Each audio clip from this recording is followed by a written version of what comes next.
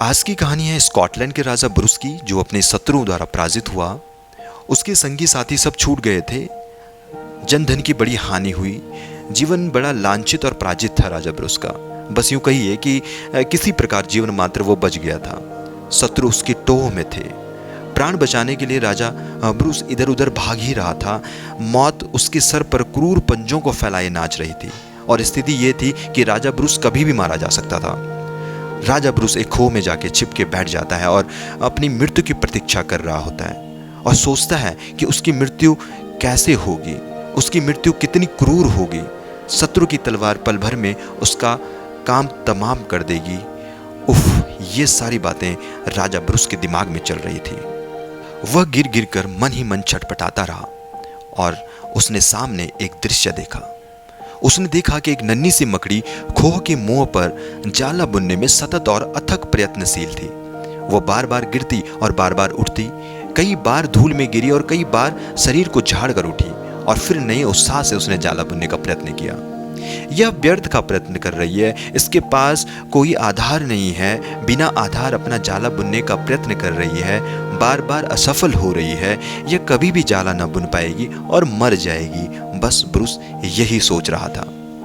Bruce ने देखा कि मकड़ी का एक जीना ससूत्र खोह के मुंह पर अटक गया। अब क्या था, एक के बाद कई सूत्र अटके और मकड़ी का जाला बुना जाने लगा। थोड़ी देर बाद पूरी खोह के मुंह पर जाला तैयार था। शत्रु के सिपाही उधर आए, किंतु खोह पर मकड़ी का बुना जाला देखकर वापस लौट गए। उन्हें लगा कि शायद अंदर कोई नहीं होगा, क्योंकि जब जाला है तो अंदर कोई कैसे हो सकता है। आई हुई मौत तो वापस लौट गई, पर ब्रुस को एक गहरे विचार में छोड़ गई। वह अब सोच रहा था, जब यह मकड़ी बार बार गिरकर भी निराश और परास्त नहीं हुई, तो मैं तो मजबूत हाथ पांव वाला आदमी हूं, मैं तो बहुत कुछ कर सकता हूं। मैंने कैसे गलती की कि तनिक सी हार से निराश हो गया और प्रयत्न करना छोड़ दिया। किस्मत को दोष देने लगा। मुझ में कायरता आ गई। उसने मेरी ऊंची ताकतों को शिथिल कर दिया। लेकिन यह मकड़ी मुझे नई प्रेरणा दे गई है। अब मैं फिर पूरी ताकत से प्रयत्न करूंगा।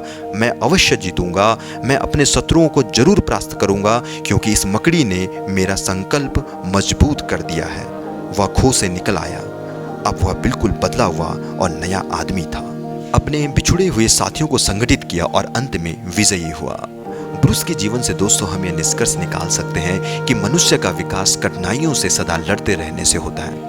जो व्यक्ति कठिनाइयों से जितना दूर भागता है ना, वह अपने आप को उतना ही निकम्मा बना लेता है, और जो उन्हें जितना ही आमंत्रित करता है वह अपने आप को उतना ही वीर और साहसी बनाता है। इच्छा शक्ति का बल बढ़ाने के लिए सदा सर्वदा जीवन भर कठिनाइयों से लड़ते रहना आवश्यक है।